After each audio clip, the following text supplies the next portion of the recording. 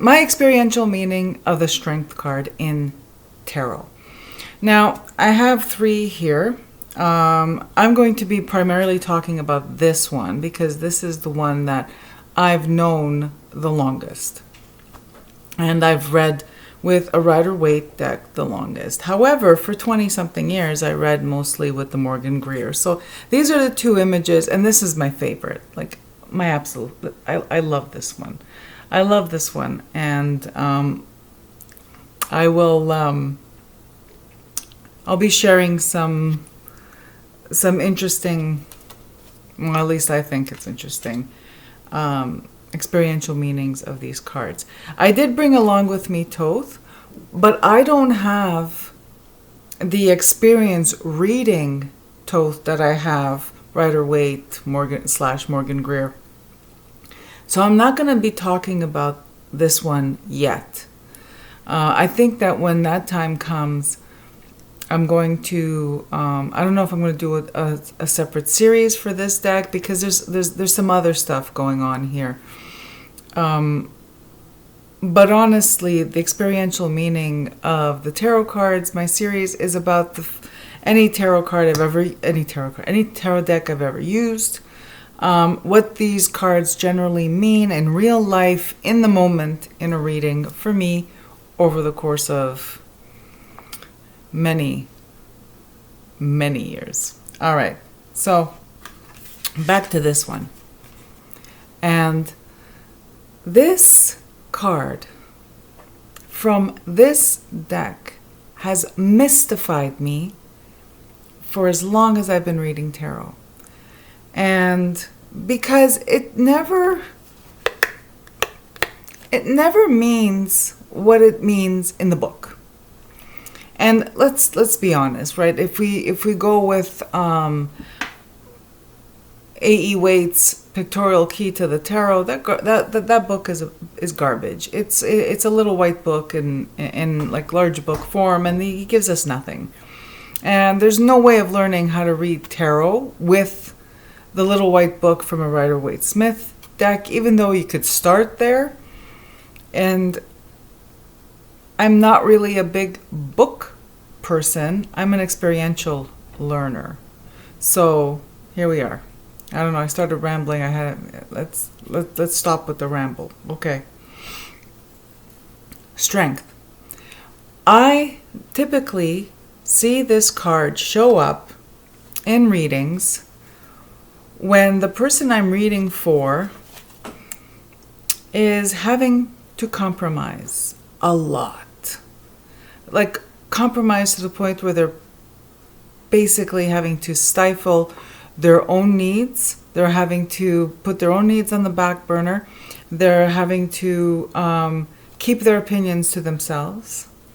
They're in a situation where they just have to eat shit, grin, and bear it, which is interesting.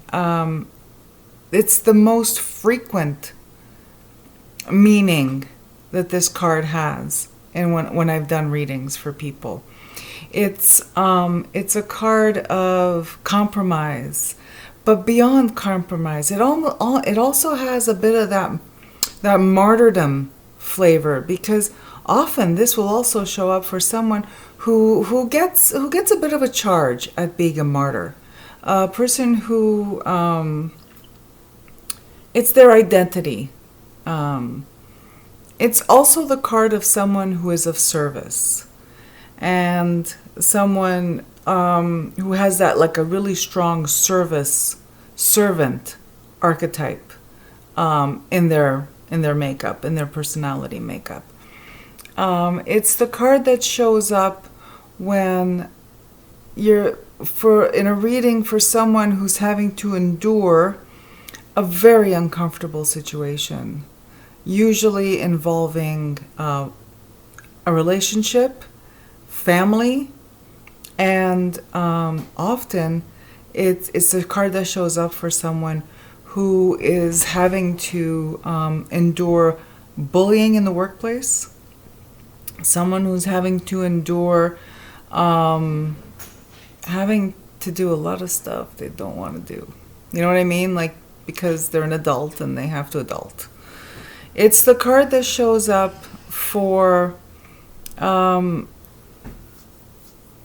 someone who struggles with impulse control. It's a card that shows up for someone who is constantly restricting.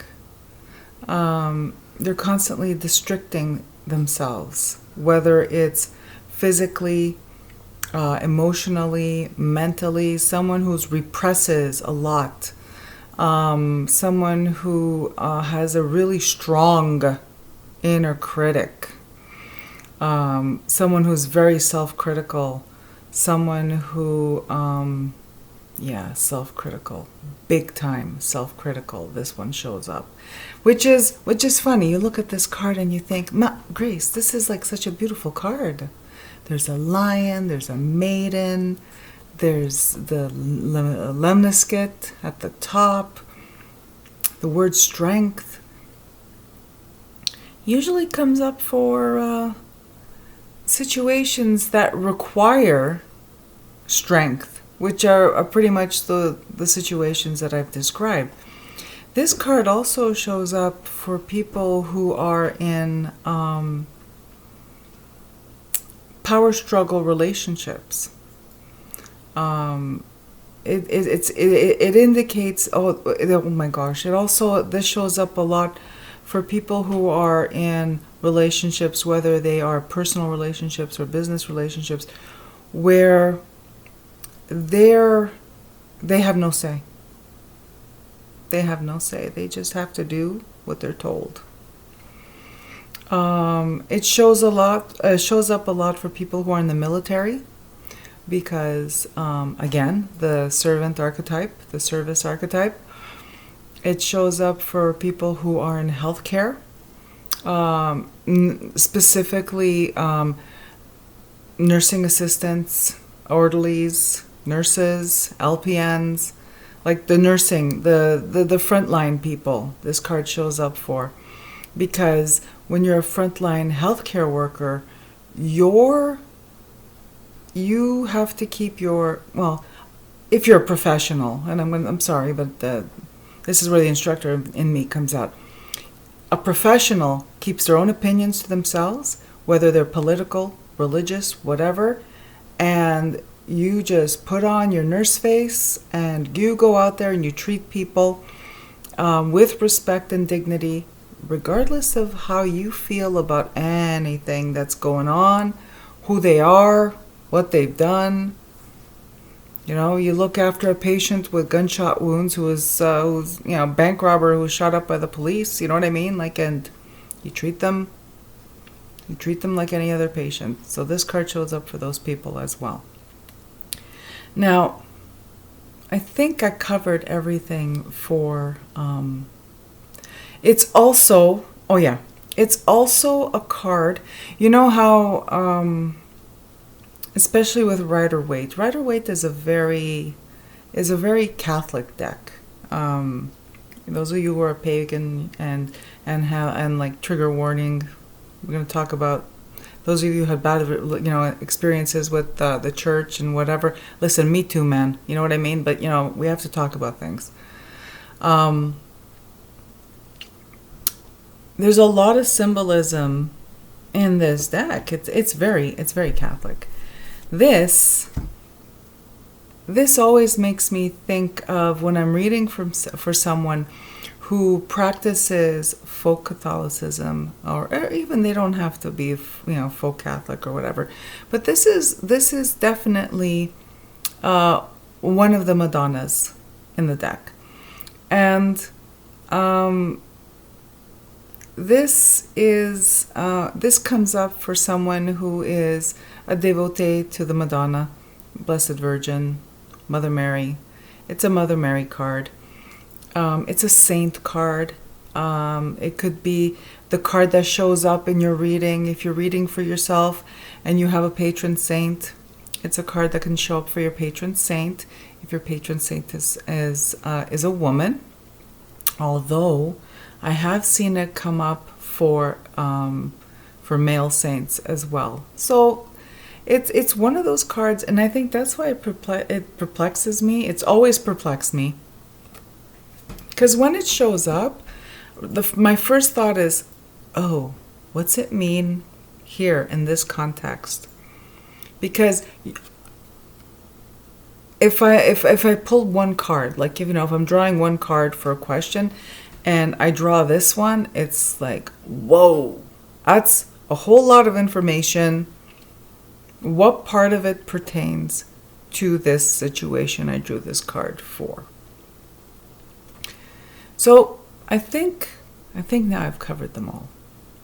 Okay. Now, this is also the card that shows up for people who are closeted with either their religious beliefs and are closeted because of their sexual orientation. So there's that too. This card shows up for them. And it's they put on the brave face. Victims of abuse as well. This card shows up for them. So this is quite a hardworking Major Arcana card. So now I'm going to talk about myself, because I have to talk about myself, because this card has a lot of personal meaning for me, and I am going to share it with you because I want you to then do an exercise where you go into your tarot deck and find your card and spend some time with it to see how it pertains to you, how it defines you. It doesn't define you. It actually, how it describes you is better, because the card doesn't define us. We're people. Like, this is a piece of paper, right? Anyway. So I'm going to start telling you a little bit about myself and why this card. I had an epiphany where I looked at it and I said, shit. That's one of my main challenges in a card, in the tarot. I am Leo Sun. I am Virgo rising. So when I see this card, I think of Leo Sun, Virgo rising. I'm also Life Path 8. And in this deck, now I understand why I gravitate more to the decks that strength is number 8. It has nothing to do with the history of tarot or anything like that. No, it's very personal. And maybe it's very personal to you as well, because when strength is 11, that's 1 and 1 is 2. So it's I'm not saying that everyone who's Life Path 2 will see this, but I want you to apply this. I want you to just look at your cards. Look at your cards. Look at your deck. Find the cards that, because it's not just zodiac, and it's not just life path number. Find the card. There for sure. There's a card and it probably stalks you, or it's the card that when it comes up in a reading, when you're reading for yourself, stumps you. It's because it's a mirror, and the tarot, is a mirror. All right. So I got these up. I got these up because this one's my favorite. So let me go back to what I was saying. So I'm Life Path 8, Leo, Virgo rising. And I didn't know I was Virgo rising until much later in life, because I was more like a moon signs kind of girl. You know what I mean? It's like in the 90s, I got my hands on the only astrology book you'll ever need, and honestly, it's the only one I ever bought, aside from my Linda Goodman's books, which I'm just a fangirl for her. Like, anyway. So, and my moon is in Scorpio. Now, it depends. When my chart was done way back in the day by an astrologer, my moon's in Scorpio. Now I plug it into Astrolab for the free one online, and it says my moon is in Libra. I don't know. I feel moon in Scorpio. I look up the description of moon in Scorpio. It's all me. So this card really, really describes me. Maybe this one not as much as this one. See, when I was younger, I was a lot like this. And those of you who know me from the internet, who've known me on the internet a long time, this was me on the freaking forums, man. It's like there was no interlocutor, no nothing. It's like no holding back.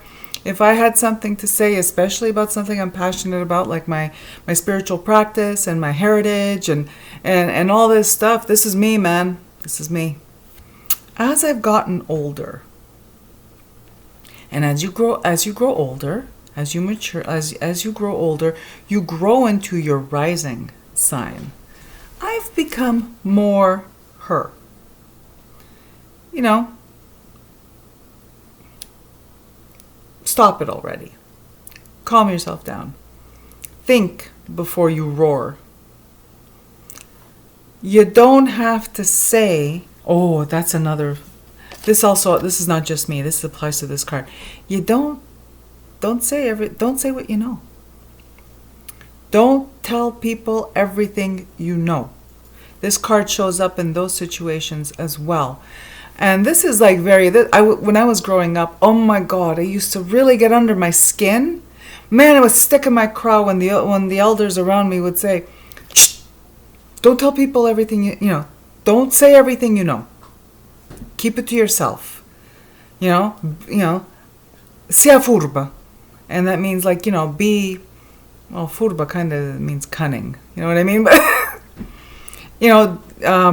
have some guile. There you go. That's not more polite, but that's a softer word for cunning. Have some guile. And I would be like, no, what guile? I'm the freaking queen of the jungle. Guile. What do we need guile for? It's like, for me, guile, especially when I was more in my Leo, and I'm like a first decan Leo, like I'm like the first week of Leo. I'm like the truth above all else, the truth at all costs. And this card comes up when someone is facing a situation where they're bursting because of all the shit they see, and they want to expose the garbage, and because they're driven by wanting the truth to be at the forefront, not stifling the truth, not So yeah.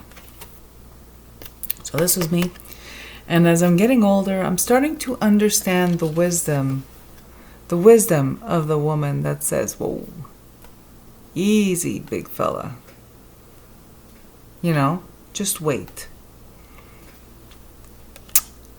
This card also comes up in readings for people who are about to do something impulsive, or about to do something because they can't hold back anymore. And this is the card that warns them to just wait. Just wait.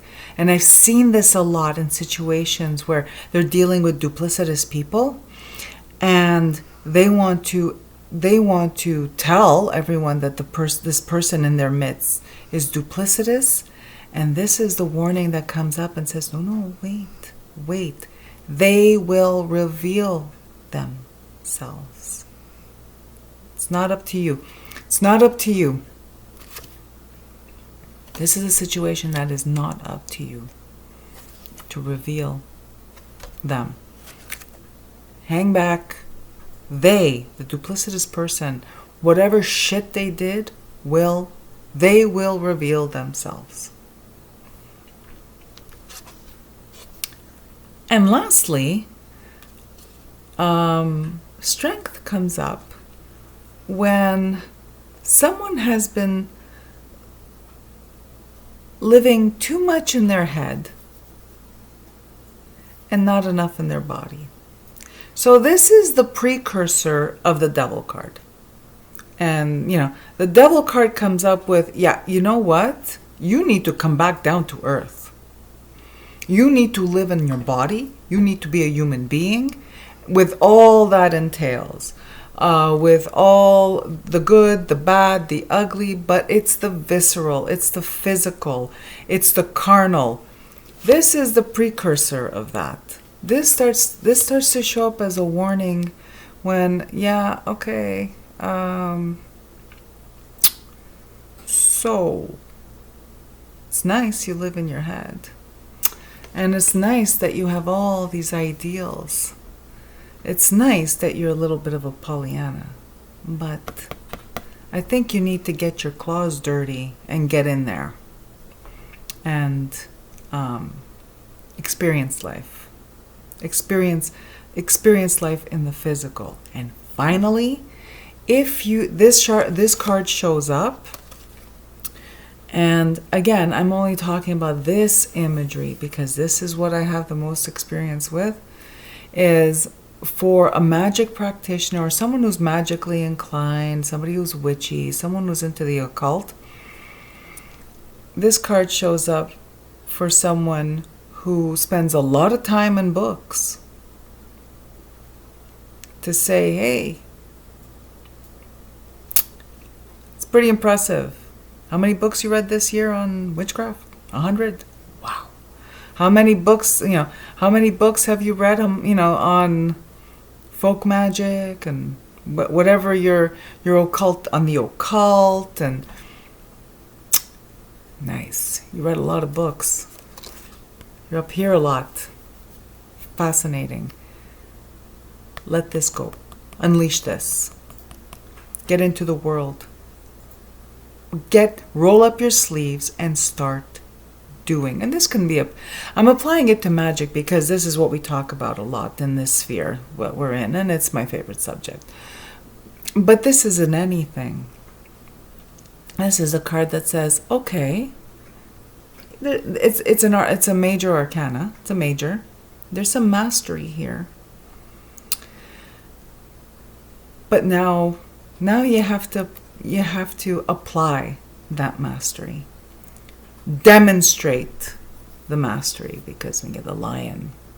Demonstrate the mastery. I hope this was interesting at the very least. Like I said, this is purely experiential. I'm hoping you glean something from it that you can use in your own card reading, like your own tarot reading. But do the exercise. Go through your deck. Take your tarot deck.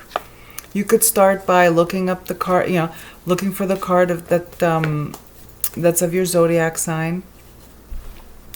Look up the card that stalks you. Look up the card that stalks you a lot.